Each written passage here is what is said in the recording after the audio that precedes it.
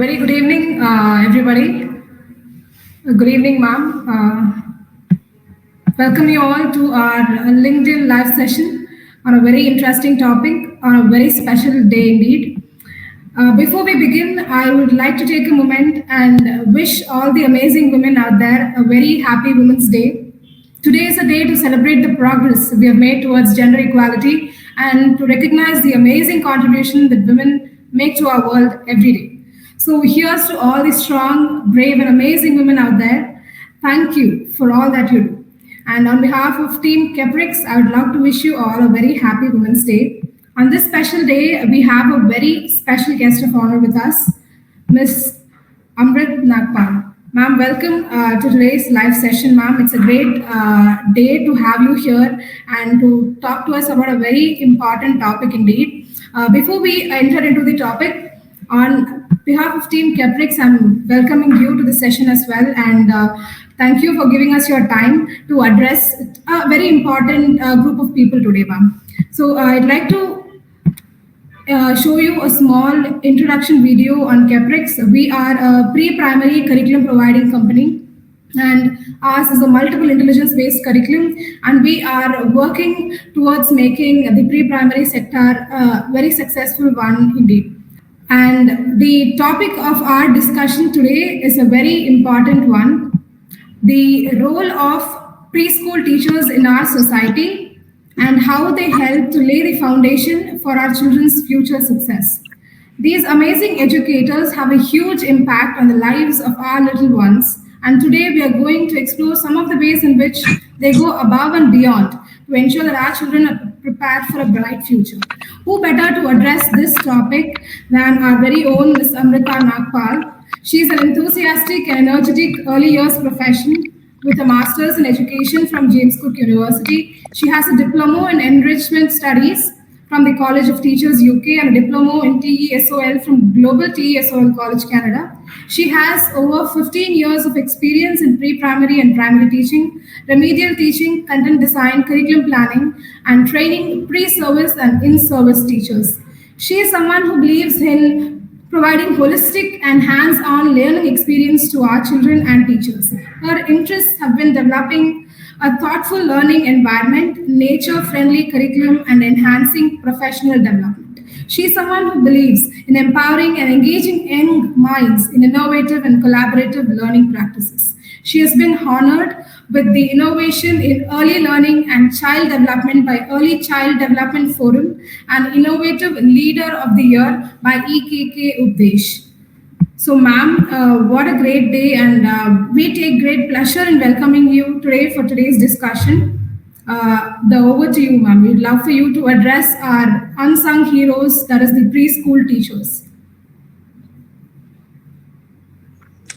Thank you, Shushmika. I hope I am very well heard. Yes, ma'am. I would like to welcome all of you. Thank you, Shushmika. Thank you, Caprix, for giving me this opportunity and the honor to speak to everybody today. Firstly, wish you all a very happy Holi and happy International Women's Day. It's a great pleasure for me to speak to all of you all today because we as early years educators, whether we are an expert, a trainer, consultant, or a teacher, or any leader in the field of early years, we really work hard to make impact on young lives, not only the children, but also their families.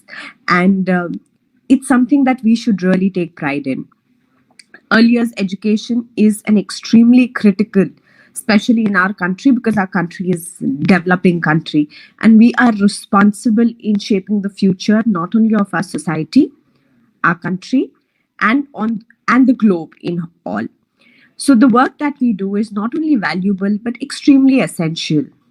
For me, each one of you, or each one of us, are nation builders and brain architects, because it's when children come to our schools and when parents come to us, we are responsible in creating the brain, and we are designing the brain in a way that they can overcome all the problems that they face in the society. So this makes our life, our job, as well as our passion extremely important. And not only important, but highly responsible for laying foundation in children's education, not only socializing but also overall development, whether it's your cognitive development, physical development, social emotional development, etc. Our work is highly impactful, not only for academic success but overall emotional well-being in relationships, in the society, and overall outlook. For us, it's important that we give our children every day an opportunity, every day an opportunity that has an impactful thing towards them. We also have the power to create and inspire curiosity, to instill love of learning, fostering care, and wonder around the world. That's why most of our children are highly curious, because we spark that responsibility. It is important that we make our environment, whether it's our class environment for parents to approach us, or whether it's our children who come and approach us for whatever problems they have, not only to help them feel valued and respected, but most importantly, supporting them in what they need. We can create engaging play-based learning experiences that ignite imagination and fosters natural curiosity, and most important, giving opportunities to interact, whether it's the parents or the children. But our job comes with a lot of challenges too. Uh, in order to make difference in children's life, it's not always easy for us, right? I'm sure each one of us have issues at home, some concerns at home, which can be very exhausting and frustrating and even heartbreaking at times to go up and, go to the school. But, at the end, our job is rewarding, because when we see a child who is in trouble, or when we see a child who has some problems in facing some or coping up with some issues, when we help such children and when we get results out of them, it can be an extremely rewarding for us. And also we're here to make a connection with them, which your AIs or any other artificial intelligence cannot do. They cannot make that emotional connect with children and their families. See, children are also important, but their families are important too. So if we make a connect with a child, we connecting with the family too. So our job is very essential. So the excitement that you get, when a child comes to you with a reward, or when a child feels appreciated, it's a very nice feeling. It's a very excited feeling. So for me, all the early years educators, I feel that with the new NEP coming in and the new NEP talking about continuous professional development, it's important that we work hard. We, all of us, work very hard. We are highly dedicated and committed to our children that we work with. But it's also important that we are challenging ourselves. We are pushing ourselves to grow better and strive better to become the best teacher that we can. That's also very important, that we have to strive hard and become the best that we can. It's important that all of you all attend professional development opportunities, seek new ideas and approaches, and don't be afraid to take any kind of risk and try new things. Remember that you're not alone in this work, and remember that there is a vast community that we have of educators who are out there and who are willing to support you. One big thing that I must tell all of y'all is that please read a lot of books, stay connected to a huge community that's out there, attend a lot of workshops, attend a lot of conferences, whether it's online or offline. So attend these things, which will make you better in have a lot of better professional competencies inside you also. So there are a list of books that I would like to recommend all of you. One of the books is Diva Swapna. So Diva Swapna is a book that is written by Gijubai Badeka. It's available on Amazon in various Indian languages. Now Diva Swapna talks about fostering students' knowledge and skill development. There's another book, Once Upon a Time a Story, written by Dr. Swati Popatwats and by Vinita R.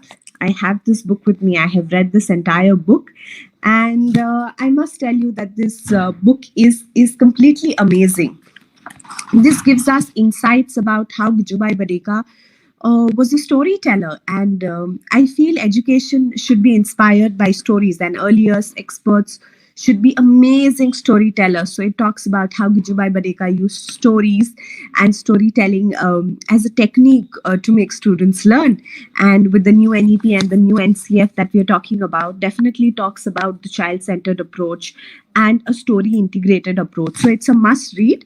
This is how the book looks like. And you can take it from the ECA website, or you can take it from Amazon.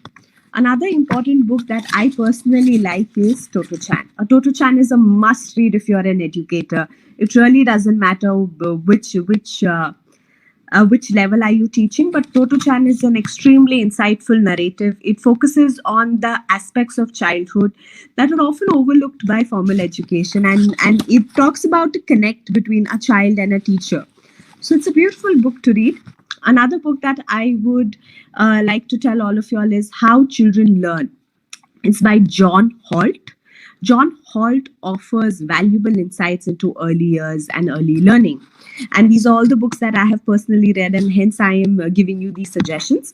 Another book that you must read is Once Upon a Gift. This is again by Dr. Swati Popadwats and Nasreen Modak Siddiqui. It talks about Frederick Frobel. He is the founder of kindergarten, and the pedagogy that he talks about recognizes the uniqueness of every child, and every child is so capable of doing things.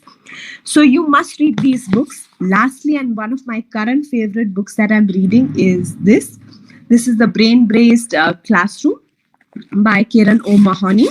And this talks about the rapid change that the education field is going to be seeing. And today, when we talk about educators, we as educators are mostly coming from the millennial generation, but we are teaching a generation that is very different. And for us today, Google auntie or Google uncle is everything. But for the new generation, Chat GPT is going to be everything, or more AI aspects are going to be everything. So it's important that we see brain-based learning also, and we talk about it, because in the next few years, brain-based learning is going to be the new thing in education. And how does the brain function? How is the brain developed in the first few years? And how should we use this knowledge to teach our children? And what should we be teaching our children in the upcoming years? Is all that has been talked about with this book that I have with me. So you can get all these books on Amazon, because that's one of the best way to get it. Some of these books are available in regional languages, like Toto Chan is also available in regional languages, and you can check about them. So here it is. For me, all teachers, all educators out there, you're doing an amazing job, and I wanted you to leave with this thought about uplifting yourself, your knowledge, your skill set, and focus on continuous professional development, because it is extremely important that we are highly updated with the field that we are in, because the children that we teach are born with iPhones, tablets, and Samsung. They can function on these equipments and technology far better than us. So we need to catch up with them. They don't need to catch up with us. We need to catch up with them, and we need to teach them accordingly. Also, what I need to focus on is, as early as educators, with the new AI coming in, please remember that it is just a tool. It's not replacing us. If you remember, it's a tool. It will always be as a tool. We all humans at the end, and we all need human connections. And a connect can only be done by an educator. That's us. So we are very valuable to the system, and we are extremely important. So I would finally like to leave with this thought, that the work that you do is building a nation, and is in the end creating you creating citizens of the globe.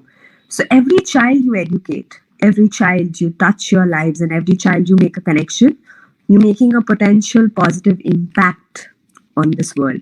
So keep doing great work, and keep making amazing difference to everybody, to the children and their families.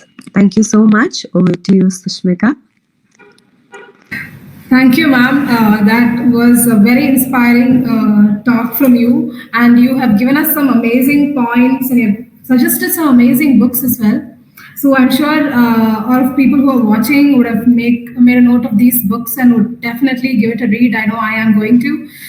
The one that I'd like to talk about here is how you spoke about professional development. As you said, we are currently aiding to the Generation Z kids, right? So honestly, we cannot even imagine the type of career these children will be having, right? It's going to be a completely technology-driven world, and we don't know what kind of profession these children will be in. We cannot even imagine that right now, sitting here, right? But then all that we can do is hope that we are giving them the skills that they will require to survive in whatever tomorrow's world is going to throw at them. And I think that is what all of us are striving to do here. And for that, I think we have to be on our toes. We have to keep ourselves informed. And teaching is a profession where the learning doesn't stop. We have to keep learning continuously, and like you said, professional development has to be on top of our minds at all times, and I'm sure everybody is made a note of that.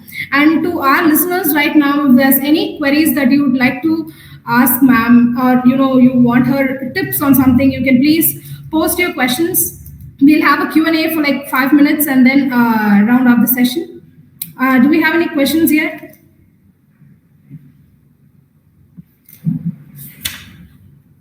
Okay, we do have a question from Shiva Shankari Shekhar.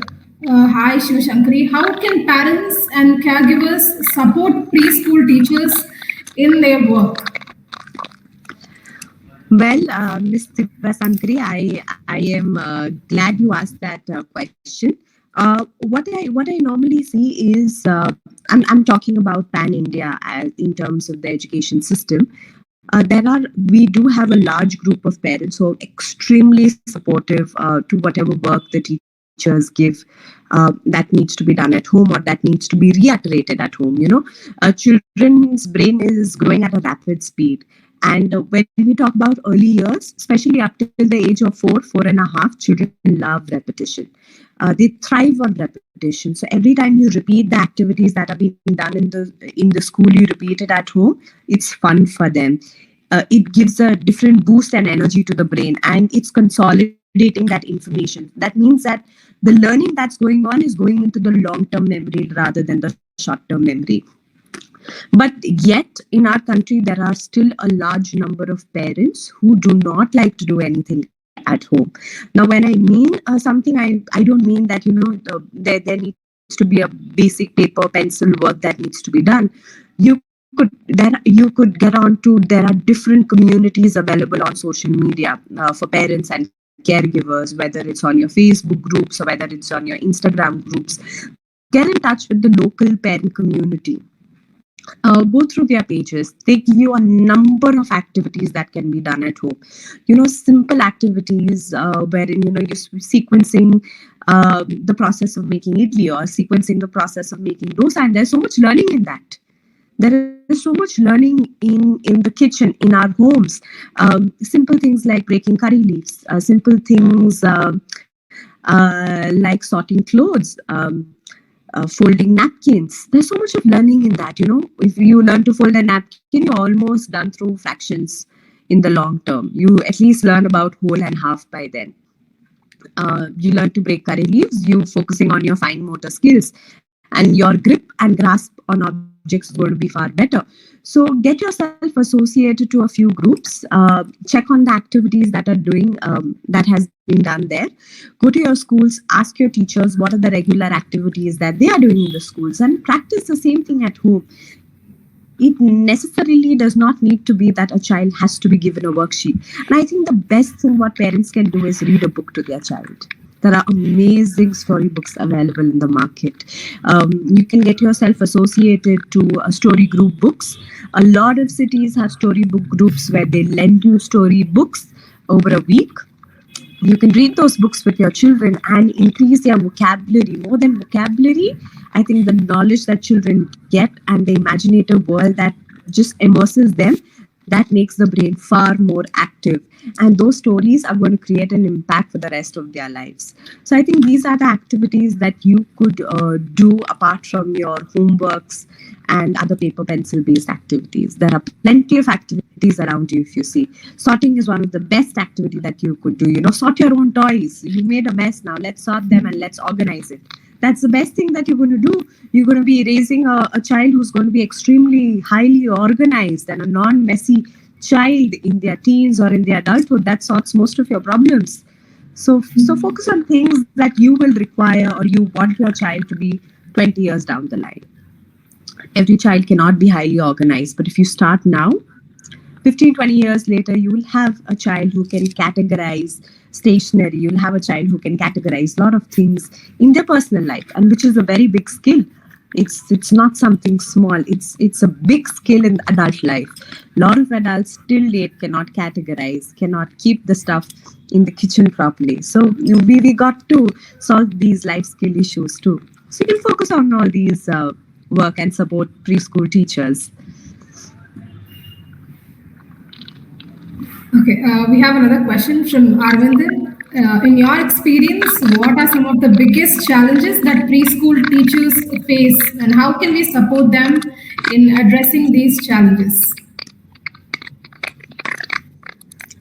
One of the biggest challenges most preschool teachers definitely face is that sometimes parents do not respect them. They do not appreciate them for their work, because being with a toddler for about 3 hours or 2.5 or 3.5 hours, because the average schools in India work from 2.5 hours to about 3.5 hours max. And if you put your child in a K-12 school, then about at least 6 hours. So most schools have day boarding concept. So they require that kind of appreciation and support, because it's not easy being with a toddler, because when the children are at home, they'll be sleeping for 8 to 10 hours. And the rest of the time, they're most active. The brains are most active, and that's the time they are in the school. So the biggest challenge that most preschool teachers feel is, I feel they feel very underappreciated. Yet again, saying that that's not with all parents. There are parents who are extremely supportive of teachers and appreciate the work that teachers do with children and how they support them and connect with them.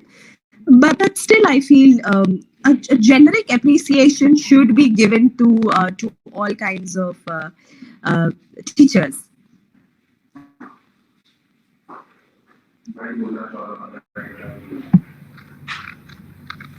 Okay, we have another one.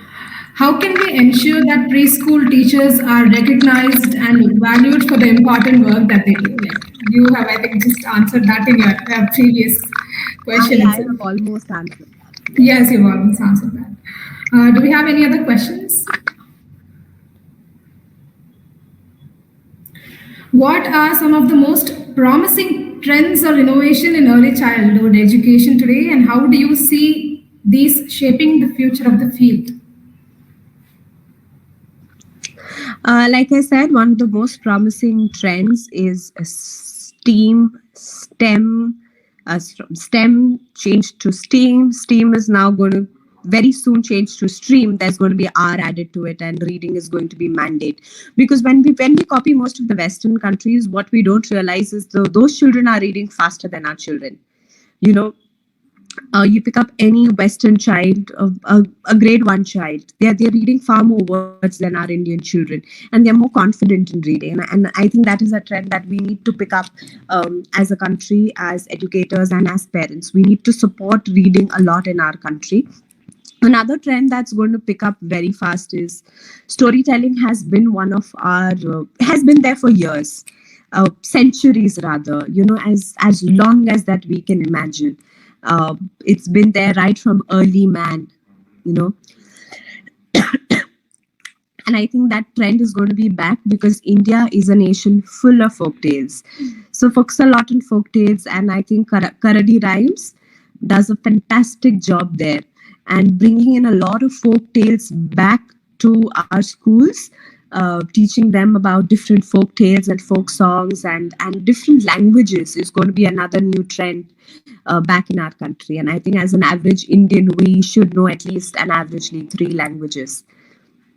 So that's going to be a trend that's going to be catching up very fast. Another thing that's going to be catching up is brain-based learning. So what we require for the next few years is how do we understand the development of the brain, and how can we foster the brain development in a way that we look at learning, especially early years learning, because this is where the maximum brain is developed.